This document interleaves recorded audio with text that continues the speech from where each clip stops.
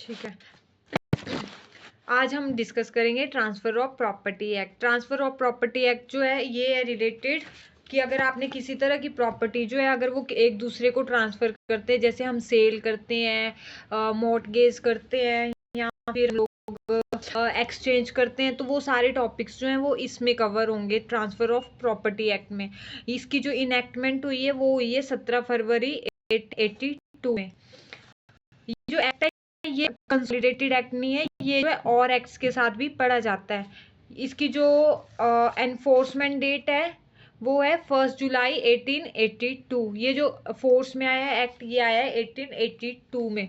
ये जो है एक्सटेंड होता है, ये होल ऑफ इंडिया पे चलता है, लेकिन ये जो है बॉम्बे, पंजाब और दिल्ली पे नहीं चलता है। लेकिन अब बॉम्बे और दिल्ली पे भी चलने लगा है, लेकिन पंजाब पे जो है हमारा टीपीए जो है अप्लाई नहीं होता है। क्लियर? Clear clear. ओके, अब ना तुम लोग आ जाओ। अच्छा ठीक है, इसमें इसमें और पढ़ने को कुछ, हाँ इसमें ये है इंटरप्रिटेशन क्लॉज पे आ जाओ, इसकी डेफिनेशन क्लॉज पे, सेक्शन नंबर 3 पे।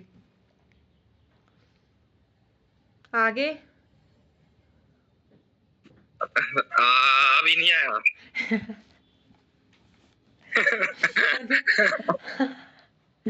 मनुज अपना टीपीए खोल हाँ। तो ही आना समझ, अदरवाइज नहीं आना समझ। टीपीए तो मैंने खोल है, मैं कहीं बैठने के तो ताला लगा है। ठीक है, मेरी रिकॉर्डिंग हो रही है, ये चुप रहो। ठीक है, कौन सा? चलो हम लोग ना सेक्शन 3 पढ़ रहे हैं। सेक्शन 3 में लिखा interpretation clause in this act unless this there is something repugnant in the subject और कॉन्टेक्स्ट। इसमें बोला गया इमूवेबल प्रॉपर्टी। अब इसमें इमूवेबल प्रॉपर्टी के बारे में बताया गया कि इसमें इसकी नेगेटिव डेफिनेशन दी गई है कि उसमें इंक्लूड क्या क्या नहीं होगा। ठीक है, इसमें बोला गया immovable property does not include standing timber, growing crops और ग्रास। मतलब इसमें बोला गया जो स्टैंडिंग टिम्बर होंगे, ग्रोइंग क्रॉप्स होगी और ग्रास, वो जो है इमूवेबल प्रॉपर्टी में इंक्लूड नहीं होगा। बाकी जितनी भी चीजें हैं वो इमूवेबल प्रॉपर्टी में इंक्लूड होंगी। हिमानी, इमूवेबल प्रॉपर्टी से क्या समझते हो आप? ओहो, क्वेश्चन पूछ रही हो आज। पढ़ रही है ना तुम?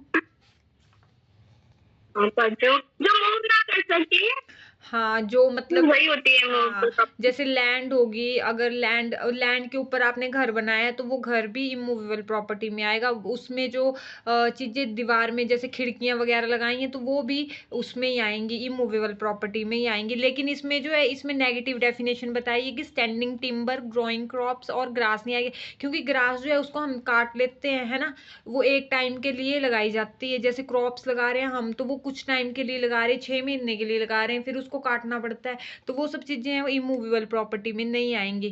क्लियर? Yes ma'am. ठीक है, नेक्स्ट है instrument. Instrument means a non testamentary instrument. अब इसमें बोला गया कि इंस्ट्रूमेंट में जो है क्या क्या इंक्लूड होगा। इंस्ट्रूमेंट इसमें जो इंक्लूड होंगे वो होंगे सिर्फ नॉन टेस्टामेंट्री जो इंस्ट्रूमेंट है वही इंक्लूड होंगे। फॉर एग्जांपल सेल, मॉर्टगेज, ये सब चीज़ें जो है इसमें इंक्लूड होगी, लेकिन जो विल है वो इसमें इंक्लूड नहीं होगी, क्योंकि विल जो होती है वो टेस्टामेंट्री इंस्ट्रूमेंट होता है, तो वो इसमें इंक्लूड नहीं होगा। बाकी जितने भी नॉन टेस्टामेंट्री इंस्ट्रूमेंट है वो सारे जो है टीपीए के साथ ही गवर्न होंगे। क्लियर? Yes ma'am. क्लियर।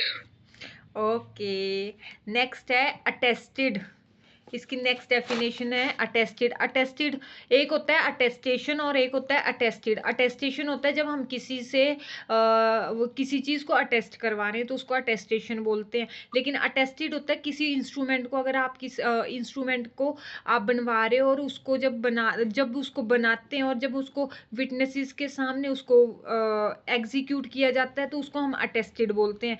जैसे इसकी डेफिनेशन में बोला गया है attested in relation to an instrument means and shall be deemed always to have meant attested by 2 or more witnesses, each of whom has seen the executant sign or affix his mark to the instrument or has seen some other person sign the instrument in the presence and by the direction of the executant, or has received from the executant a personal acknowledgement of his signature or mark, or of the signature of such other person, but it shall not be necessary that more than one of such witness shall have been present at the same time, and no particular form of attestation shall be necessary. अब इसमें क्या बोला गया कि अगर आपने कोई भी इंस्ट्रूमेंट बनाना है, इंस्ट्रूमेंट हुआ जैसे आपने सेल डीड बनानी है, आपने गिफ्ट डीड बनानी है, आपने मोर्टगेज डीड बनानी है, तो उसको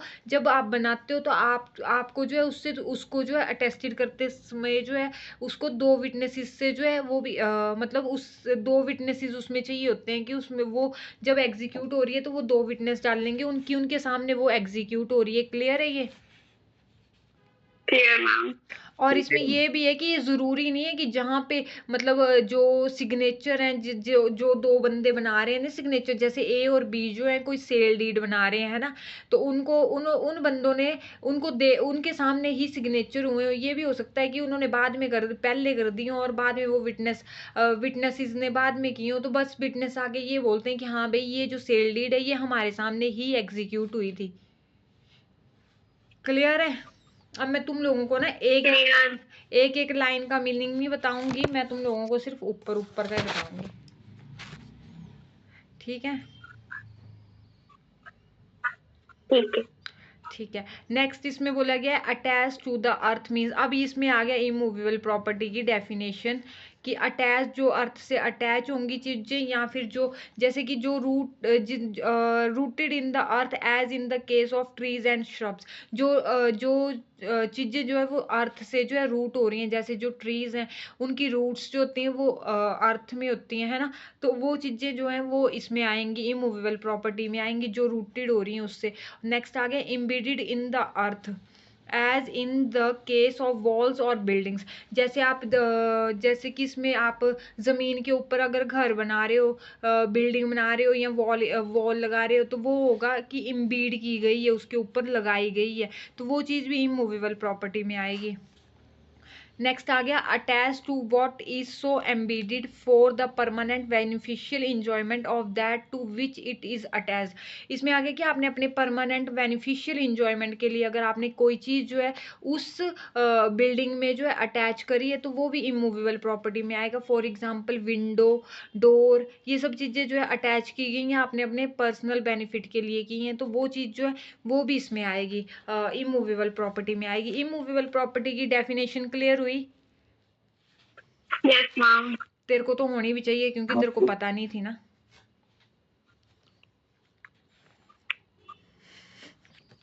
ठीक है? ठीक है। ओके, नेक्स्ट है हमारा एक्शनेबल क्लेम क्या होते हैं। अब इसका एक चैप्टर जो है लास्ट में दिया हुआ है 137 से, उसको एक्शनेबल क्लेम, उसमें जो है पूरा चैप्टर दिया गया है। यहाँ पे सिर्फ एक डेफिनेशन है जिसको मैं सिर्फ अभी के लिए तुम्हें सिर्फ मैं एक ये डेफिनेशन ही समझाऊंगी, जब हम वो पढ़ेंगे तब उसको बाद में पढ़ेंगे। एक्शनेबल क्लेम होता है जैसे means a claim to any debt other than a debt secured by mortgage of immovable property. इसमें बोला गया कि अगर कोई ऐसा डेट है जो कि बंदा, जैसे ए है जो वो बी से क्लेम कर रहा है कोई डेट, उसने कुछ उधार दिया हुआ है और वो उससे क्लेम कर रहा है, लेकिन इसमें जो ये डेट होना चाहिए ये अनसिक्योर्ड होना चाहिए, सिक्योर्ड नहीं होना चाहिए। अब अनसिक्योर्ड में कैसे आ गया, जैसे अगर आप मॉर्टगेज कर रहे हो तो मॉर्टगेज कर रहे हो कोई प्रॉपर्टी, तो उसके बदले में आप कोई चीज़ उससे सिक्योरिटी में भी तो ले ही रहे हो ना, है ना, तो वो अनसिक्योर्ड नहीं हुआ, वो सिक्योर्ड हुआ। लेकिन इसमें जब एक्शनेबल क्लेम करोगे आप तो एक्शनेबल क्लेम में सिर्फ अनसिक्योर्ड डेट ही इंक्लूड होंगे। क्लियर? Clear ma'am. जैसे बदले में कुछ लिखा है ना। हाँ जी, जैसे मतलब बदले में कुछ रखा है, गिरवी रखा है ना, वो चीजें इसमें नहीं आएंगी। एक्शनेबल क्लेम वही होते हैं जो सिक्योर्ड नहीं होते हैं, एक्शनेबल क्लेम में अनसिक्योर्ड डेट आते हैं, है ना, जो आप बोल रहे हो ना ये जिसके बदले में गिरवी रखा है, प्लेज होता है वो, है ना, जैसे मॉर्टगेज हो गया, आपने पैसे लिए उसके बदले में आपने अपनी जमीन जो है उनको दे दी बैंक वालों को, वो सिक्योर्ड डेट होते हैं, वो इसमें इंक्लूड नहीं होंगे। इसमें केवल वही इंक्लूड होंगे जो कि अनसिक्योर्ड है। ठीक है। जैसे सेल में हुआ, सेल में क्या हम एक चीज की जो है, एक चीज को ले रहे हैं, उसके बदले में कंसिडरेशन दे रहे हैं, तो वो अनसिक्योर्ड हुआ ना। क्या? सेल में जैसे कंसिडरेशन है ना। हाँ, तो वो सिक्योर्ड नहीं हुआ, वो अनसिक्योर्ड हुआ, है ना।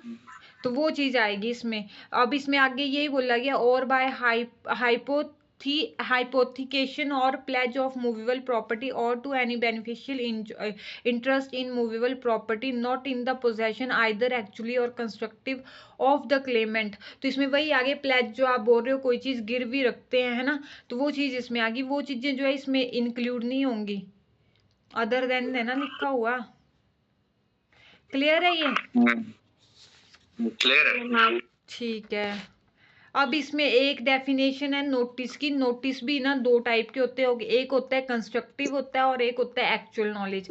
जिसमें एक में जो है आपको पता होता है कि ये चीज हो रही है ना, आपको उसका पता है, फिर भी आप जानबूझ के उस चीज को इग्नोर कर रहे हो। और दूसरे में होता है कि आपको पता ही नहीं है, लेकिन मतलब ये इसमें दो चीजें, कंस्ट्रक्टिव और एक्चुअल ना। अब मेरे को थोड़ा सा ये मेरे को याद नहीं आ रहा है। एक में आपको एक्चुअली नो फैक्ट्स के बारे में पता होता है, और दूसरी साइड आपको फैक्ट्स के बारे में पता नहीं होता है, लेकिन आपको अंदाजा होता है कि ऐसा हो सकता है। ठीक है। इसमें होता है नोटिस नहीं,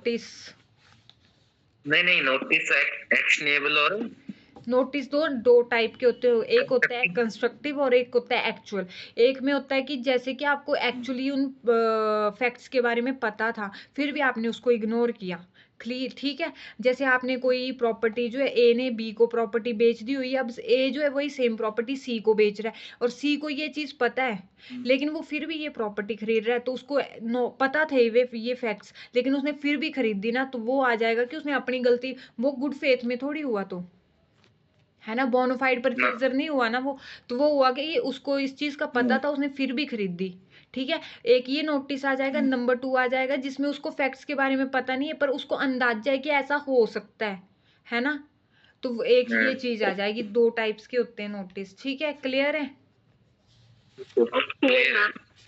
ठीक है। अब हम लोग ना चैप्टर नंबर 2 स्टार्ट कर रहे हैं, यहीं से स्टार्ट होगा। पिछली वाली तो डेफिनेशंस थी, वो मतलब ये थोड़ी ना, ये जो डेफिनेशन है ना मनुज, ये ना उसके लिए इम्पोर्टेंट है प्री में पेपर के लिए। ठीक है। जैसे ये इमूवेबल प्रॉपर्टी, इसमें क्या इंक्लूड नहीं होगा, है ना, ये चीज आती है। ठीक है, कि वो बता देंगे आपको, 3-4 ऑप्शन देंगे, 3 ये होंगे, एक कोई और होगा। ठीक है, तो आपने बताना होगा। और एक ये इंस्ट्रूमेंट की आएगी कि इसमें टेस्टामेंट्री भी आएंगे कि नॉन टेस्टामेंट्री आएंगे, तो आपने सिर्फ इसमें ये लिखना है कि इसमें नॉन टेस्टामेंट्री आएंगे। जैसे अगर आप NIA पढ़ोगे तो उसमें दोनों टाइप्स के इंस्ट्रूमेंट्स की बात करेगी, नॉन टेस्टामेंट्री भी और टेस्टामेंट्री भी। क्लियर? ठीक है। अब नेक्स्ट है हमारा सेक्शन नंबर 5।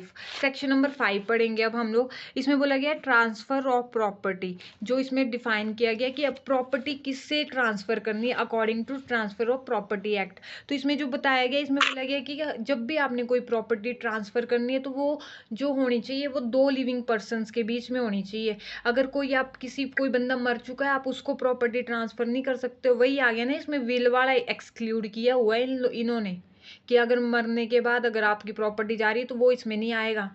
इसमें आएंगी सिर्फ वही प्रॉपर्टीज जब आप जो है एक लिविंग पर्सन दूसरे लिविंग पर्सन को जो है प्रॉपर्टी दे रहा है। क्लियर? ठीक है। इसकी मैं ये लैंग्वेज पढ़ देती हूँ। In the following sections transfer of property means an act by which a living person conveys property in present और इन फ्यूचर टू वन और more other living persons or to himself and one or more other living person, and to transfer property is to perform such act। Next है इसका, in this section living person. अब इसमें living person में कौन कौन आएगा? Includes a company, association of body of individuals whether incorporated और not, but nothing herein contained shall affect any law for the time being in force relating to transfer of property to और by companies, associations और bodies of individual. अब इसमें बोला गया कि आपने एक तो ट्रांसफर होगी दो लिविंग पर्सन्स के बीच में, लेने वाला भी लिविंग होना चाहिए, देने वाला भी लिविंग, लेने वाला भी लिविंग होना चाहिए, देने वाला भी लिविंग होना चाहिए, ठीक है। अब आपने इसमें प्रॉपर्टी कौन कौन सी प्रॉपर्टी की जो है कब कब कर सकते हो, प्रेजेंट के लिए भी कर सकते हो, फ्यूचर के लिए भी कर सकते हो। ये नहीं है कि अगर आपको कोई प्रॉपर्टी फ्यूचर में आने वाली है तो आप उसके लिए ट्रांसफर का वो बना दो, वो इसमें इंक्लूड नहीं होगी। इसमें प्रेजेंट और फ्यूचर की बात की है कि आज आपके पास प्रॉपर्टी है लेकिन दोगे आप फ्यूचर में। क्लियर है मनुज? क्लियर है। ठीक है। और इसमें बोला गया है कि आप खुद को भी एक जो प्रॉपर्टी आप खुद को भी ट्रांसफर कर सकते हो। अब आप खुद को कैसे करोगे? एज अ ट्रस्ट, कोई ट्रस्ट बना दिया है ना, उसमें अपने आप को इंक्लूड कर दिया, तो वो खुद को ही तुमने ट्रांसफर करी ना प्रॉपर्टी, तो वो चीज आएगी इसमें। क्लियर हुआ ये? Clear ma'am. ठीक है। अब नेक्स्ट है इसमें section number 6, what may be transferred. अब आप क्या क्या चीजें जो है ट्रांसफर कर सकते हो, ठीक है। तो इसमें लिखा गया है property of any kind may be transferred, ठीक है। इसमें बोला गया है कि कोई किसी भी तरह की प्रॉपर्टी को आप ट्रांसफर कर सकते हो। एनी काइंड लिखा हुआ है ना, तो इसका मतलब ये हुआ कि आप प्रॉपर्टी तो किसी भी तरह की ट्रांसफर कर सकते हो, लेकिन इसके नीचे एक्सेप्शंस दी हैं कि किन किन प्रॉपर्टीज को आप ट्रांसफर नहीं करोगे, ठीक है। आपके पास बुक क्या है? मेरे पास हाँ है तो है। अच्छा ठीक है। इसमें जो एक्सक्लूड करी हुई है ना प्रॉपर्टी जो ट्रांसफर नहीं होंगी, उसमें आ जाएगा नंबर 1 है इसका, the chance of an heir apparent succeeding to an estate, the chance of a relation obtaining a legacy on the death of a kinsman और any other mere possibility of a like nature can not be transferred. अब इसमें बोला गया है कि अगर आपको कोई प्रॉपर्टी जो इन फ्यूचर में आनी है, ठीक है, जैसे ए है, उसका उसका लीगल हायर बी है। अब बी जो है उसको पता है कि उसके मरने के बाद उसके फादर की प्रॉपर्टी जो है उसको ही आनी है ना, तो अब वो उस प्रॉपर्टी के लिए आज ही अगर जाके किसी और थर्ड पर्सन से जाके एक एग्रीमेंट कर लेता है कि मैं तेरे को अपनी ये प्रॉपर्टी जो है ट्रांसफर कर रहा हूँ क्योंकि ये इन फ्यूचर मेरे पास ही आनी है ना, तो ये वाली जो प्रॉपर्टी होंगी ये ट्रांसफर नहीं होंगी। क्लियर? कि अगर आपको पता है ना कि मुझे ये प्रॉपर्टी कहीं से आनी है ना, तो मैं इन फ्यूचर में आनी है, लेकिन उसके लिए अगर आज ही आप एग्रीमेंट कर लेते हो तो वो वाला जो होगा एग्रीमेंट जो वॉइड होगा और ऐसी ऐसी ट्रांसफर नहीं हो सकती है। क्लियर है? क्लियर। हिमानी? मैम। ठीक है। नेक्स्ट है इसमें a mere right of re entry for breach of a condition subsequent can not be transfer to anyone except the owner of property affected thereby. इसमें बोला गया कि अगर आपको ने आप जैसे ए है उसने अपनी प्रॉपर्टी जो है बी को जो है वो लीज पे दी हुई है, ठीक है। अब बी जो उसके ऊपर कुछ कंडीशन इम्पोज करी है कि अगर अगर जैसे मान लो कि इन्हें ये बोला है कि अगर तुम सिर्फ तुम लोग ही इस रूम में रह सकते हो, अगर आप थर्ड पर्सन को लेके आओगे तो मैं तुम लोगों को इस रूम से निकाल दूंगा, ठीक है। लेकिन अगर वो जो बी है वो उस कंडीशन का ब्रीच करता है तो उनको जो है ऑनर जो है उनको निकाल देते हैं, तो अब दोबारा से उनके पास री एंट्री का राइट नहीं होगा, सिर्फ ऑनर के पास ही ये राइट है कि वो अपनी प्रॉपर्टी में दोबारा री एंटर कर सकता है, लेकिन किसी अदर पर्सन के पास ये राइट नहीं होता कि वो दोबारा एक चीज से निकाल दिया उसकी किसी कंडीशन के ब्रीच करने पे तो वो दोबारा री एंटर करे। क्लियर है ये पॉइंट?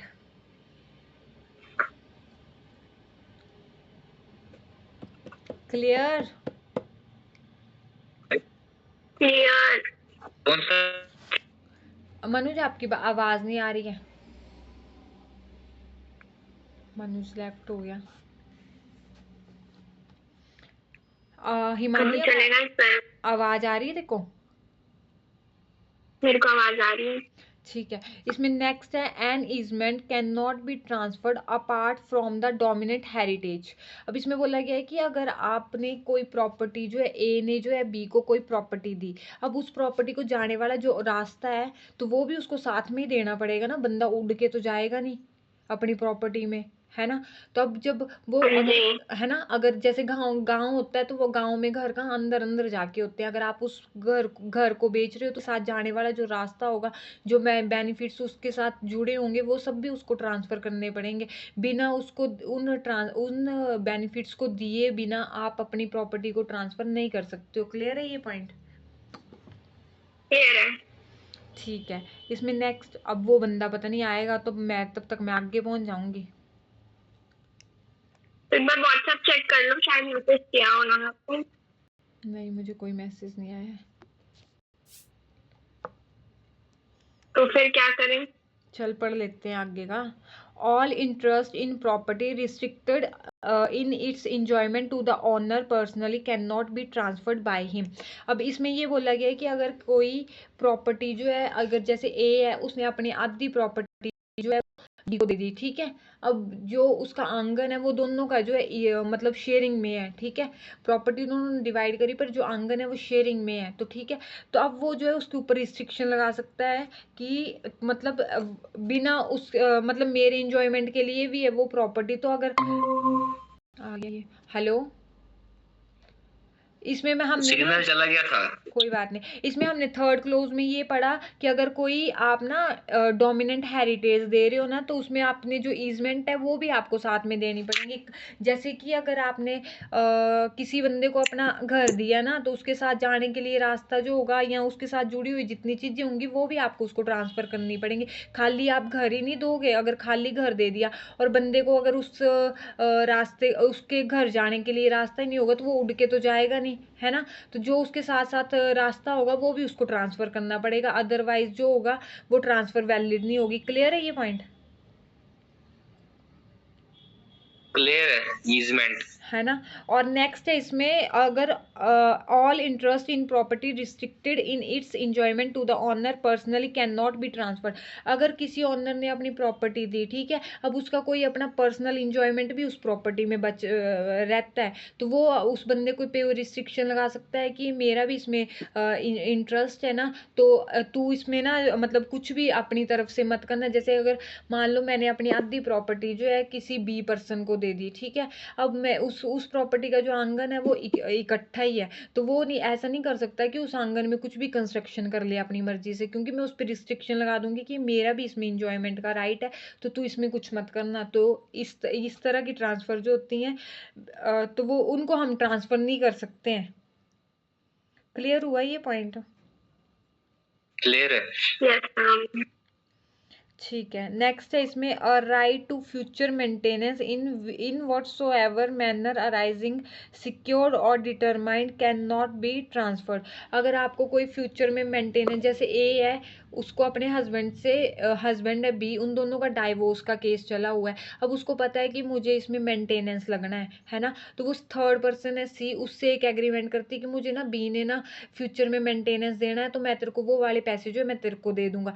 तो ऐसे ऐसे जो एग्रीमेंट करते हैं, तो वो भी जो ऐसी ऐसी चीज़ों के लिए भी एग्रीमेंट नहीं हो सकते, वो भी वॉइड होते हैं। तो फ्यूचर मेंटेनेंस के लिए अगर आपने कोई ऐसी करा है एग्रीमेंट, तो वो चीज़ भी ट्रांसफ़र नहीं हो सकती है, मतलब फ्यूचर मेंटेनेंस को भी आप ट्रांसफ़र नहीं कर सकते हो। क्लियर? क्लियर। ठीक है, नेक्स्ट है इसमें, a mere right to sue can not be transferred. जो राइट टू सू होता है, जैसे सूट फॉर करने का जो राइट है वो भी आप किसी और को नहीं कर सकते। जैसे अगर कल को मान लो ए और बी का कोई केस चलना है ना, ए की प्रॉपर्टी पे जो है बी कंस्ट्रक्शन कर रहा है, तो वो ये नहीं बोलेगा ए की सी को जाके बोलेगा कि तू मेरे बदले जो है केस कर, क्योंकि राइट तो उसका बनता है, तो उसने केस करना है, तो अपना राइट जो सू है, सू का राइट है, वो भी आप किसी को ट्रांसफर नहीं कर सकते हो।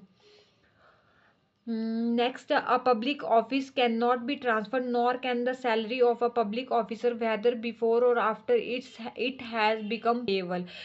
जो आपको पब्लिक ऑफिस मिला है या आपको पब्लिक सैलरी दे रही है, अगर आप कोई ऑफिशियल ड्यूटी परफॉर्म कर रहे हो, तो उसके लिए जो आपको सैलरी मिल रही है, या आपने कोई पब्लिक ऑफिस होल्ड किया हुआ है, मान लो कल को हिमानी ना जज बन जाती है, ठीक है। तो हिमानी जो है वो ये नहीं बोलेगी कि गुरमीत मैम आप मेरी ना जगह ना अपनी पोस्ट, मैं अपनी पोस्ट आपको दे देती हूँ, आप मेरी कुर्सी पे बैठ जाओ, ठीक है। तो ऐसी ऐसी चीजें भी ट्रांसफर नहीं की जा सकती हैं। क्लियर?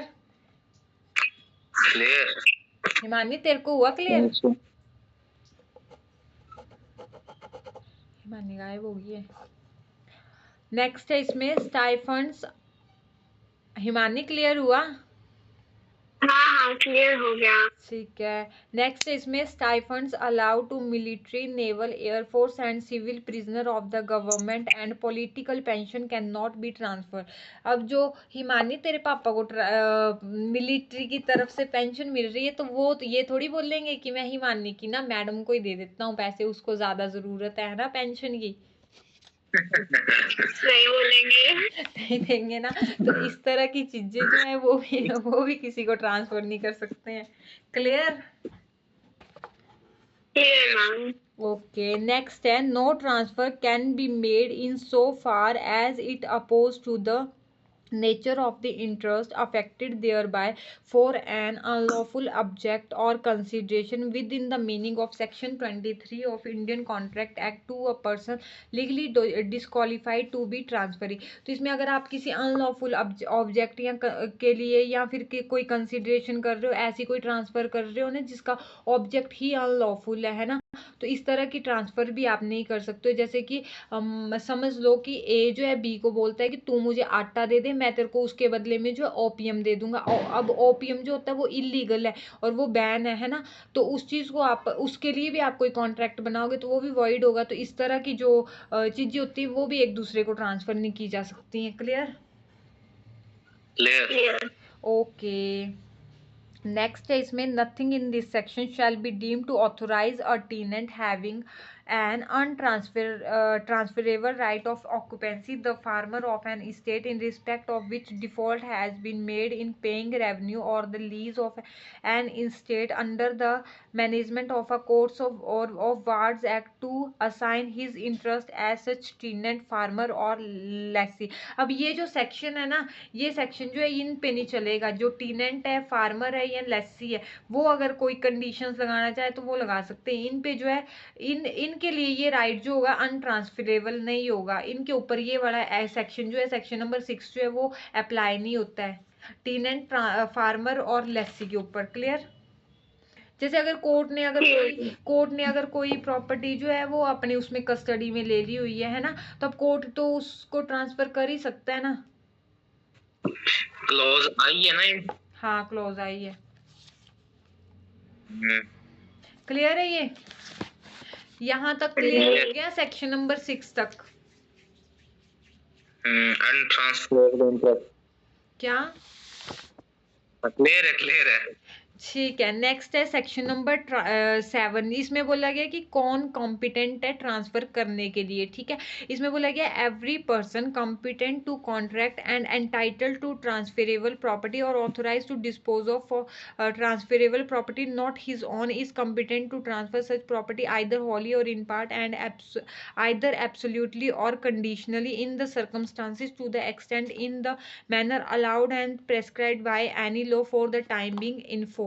इसमें बोला गया कि हर वो पर्सन जो कॉम्पिटेंट है ट्रांसफर करने के लिए, वो सब जो है ट्रांसफर कर सकते हैं प्रॉपर्टी। अब कॉम्पिटेंसी हम लोग कहाँ देखते हैं, जैसे इंडियन कॉन्ट्रैक्ट एक्ट में भी ये चीज बताई गई है। कॉम्पिटेंसी से रिलेटेड जो है सेक्शन 11 बताया गया कि अगर कोई पर्सन पागल है या डिस्क्वालिफाइड बाय लॉ है या फिर कन्विक्टेड है, तो वो लोग जो हैं वो प्रॉपर्टी ट्रांसफर नहीं कर सकते। लेकिन अगर वो लॉ के दोबारा क्वालिफाइड है और माइनर नहीं है, मेजर है, तो वो पर्सन जो है वो प्रॉपर्टी को जो है ट्रांसफर कर सकते हैं। वो कॉम्पिटेंट होते हैं कॉन्ट्रैक्ट करने के लिए। ठीक है। और इसमें बोला गया कि अब आप प्रॉपर्टी को कैसे ट्रांसफर करोगे। आप प्रॉपर्टी को, आधी प्रॉपर्टी को भी ट्रांसफर कर सकते हो, पार्ट्स में भी कर सकते हो, पूरी की पूरी को भी ट्रांसफर कर सकते हो, उसको एब्सोल्युटली बिना किसी कंडीशन के भी ट्रांसफर कर सकते हो। लेकिन अगर आपको लगता है जहां पे कंडीशन लगाना जरूरी है तो आप विद कंडीशन भी ट्रांसफर कर सकते हो। जैसे विद कंडीशंस में क्या आ जाएगा, एब्सोल्युटली में तो आ गया सेल परचेज वाला कि सेल उसने अपनी प्रॉपर्टी दी, उसके बदले में उसने कंसिडरेशन ले लिया। ठीक है। अब लीज, जैसे कंडीशनल ट्रांसफर में आ जाएगा, जैसे लीज हो गया, जिसमें बंदा जो है वो अपना राइट टू इंजॉयमेंट तो दे रहा है, लेकिन राइट टू ऑनरशिप थोड़ी दे रहा है, उसको सिर्फ पोजेशन दे रहा है अपनी प्रॉपर्टी का। ऑनरशिप राइट तो उसके पास ही रहेंगे, ऑनर के पास ही रहेंगे। तो वो होता है कंडीशनली सेल की मैं तेरे को इतने टाइम के लिए अपनी प्रॉपर्टी दे रहा हूँ, तो वो कंडीशन लगा के। हाँ जी, भी बोल सकते हैं इसको। क्या बोल सकते हैं? कंडीशनल ट्रांसफर को लीज भी आ सकती है इसमें। हाँ, लीज आ सकती है इसमें, मॉर्टगेज आ सकती है, वो कंडीशनल होंगे, लेकिन एब्सोल्यूट में आएगा सेल। हाँ। ठीक है, हाँ ओके। ठीक है, क्लियर हो गया ना ये? Yes ma'am. ओके, नेक्स्ट है section number 8, operation of transfer. अब ये ट्रांसफर जो है मतलब इसमें बोला गया कि ट्रांसफर के साथ ऑपरेशन, मतलब ऑपरेशन ऑफ ट्रांसफर की, ट्रांसफर जब आप कोई चीज ट्रांसफर करते हो तो उसके साथ जितने भी चीजें जुड़ी होती है, लीगल इंसिडेंट्स जितने जुड़े होते हैं, वो सब आपको जो है ट्रांसफर करने होते हैं। जैसे अगर मनुज जो है वो अपनी कोई प्रॉपर्टी किसी को ट्रांसफर कर रहा है, तो उसमें अगर उसको कहीं से रेंट आ रहा है उस प्रॉपर्टी से, तो वो ये नहीं बोलेगा कि भाई रेंट मैं रखूंगा, प्रॉपर्टी तू रख ले। ठीक है, उसको उसके साथ जो रेंट्स आ रहे हैं वो सब भी उसको उसी को ही ट्रांसफर करने पड़ेंगे। क्लियर? क्लियर।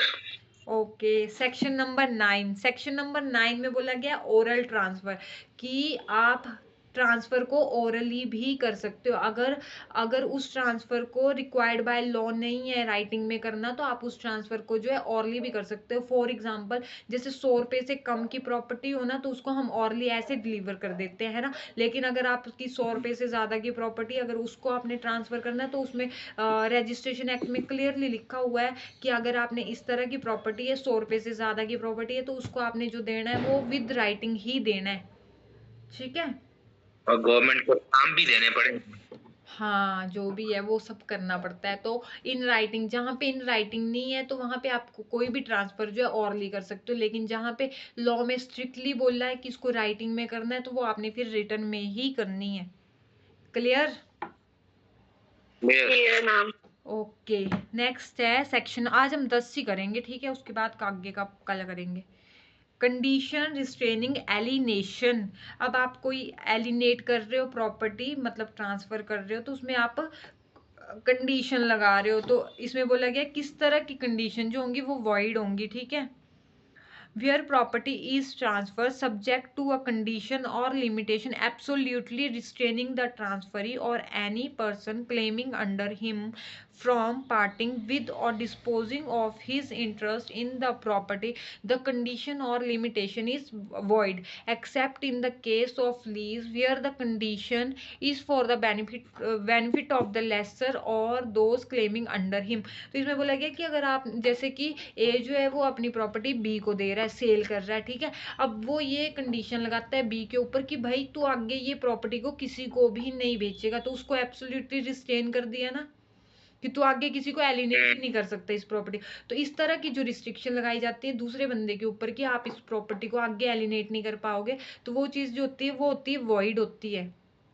लेकिन ये जो है, ये चीज जो है लेसी के ऊपर जो है लगाई जा सकती है, कि लीज पे अगर आपने कोई प्रॉपर्टी दी, तो आप उसको बोल सकते हो कि आपने आगे ये प्रॉपर्टी किसी और को नहीं देनी है, सब लेट नहीं करनी है, तो उसके ऊपर ये कंडीशन इम्पोज की जाती है एब्सोल्युटली रिस्ट्रेनिंग की। लेकिन अगर आप सेल परचेज कर रहे हो, तो उसमें आप एब्सोल्युटली किसी पर्सन को नहीं रोक सकते हो कि आपने आगे ये प्रॉपर्टी जो है डिवॉल्व नहीं करनी है।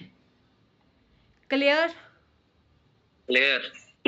हाँ, ठीक है, इसमें प्रोवाइजो भी है जिसमें बोला गया है provided that property may be transfer to or for the benefit of a woman not being a Hindu, Mohammedan or Buddhist, so that she shall not have power during her marriage to transfer or charge the same or her beneficial interest. अगर कोई property women के interest के लिए दे रहे हैं ना, तो उसके ऊपर ये कंडीशन इम्पोज की जा सकती है कि वो आगे एलिनेट ना करे, अगर उसके बेनिफिट के लिए दी जा रही है तो।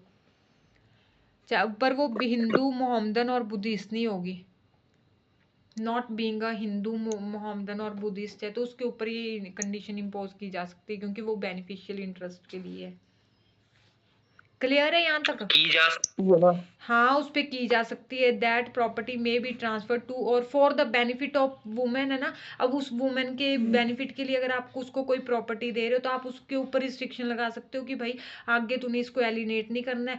जैसे मान लो ए है और बी है, उन दोनों का डाइवोर्स चला है, ठीक है, उसको ए ने जो है बी को ना बदले में, डाइवोर्स लेने के बदले में उसने उससे प्रॉपर्टी का वो कर लिया कि सौदा कर लिया मान लो, तो वो उस पे कंडीशन लगा लेगा, ठीक है मैं तेरे को दे देता हूँ क्योंकि तू इसको पे अपना घर बना ले, और क्योंकि आगे बच्चे भी हैं तो मैं घर बनाने के लिए तेरे को प्रॉपर्टी दे रहा हूँ। आगे वो बंदी जो है अब आगे जाके किसी और को एलिनेट थोड़ी करेगी, क्योंकि वो प्रॉपर्टी तो उसको घर के लिए दी है, उसके बेनिफिशियल इंटरेस्ट के लिए दी है, ताकि वो घर बना के उसमें रह पाए, है ना। तो वो जो है वो जो है फिर इसमें ट्रांसफर नहीं करेगी, उस पर ये कंडीशन इम्पोज की जा सकती है। क्लियर?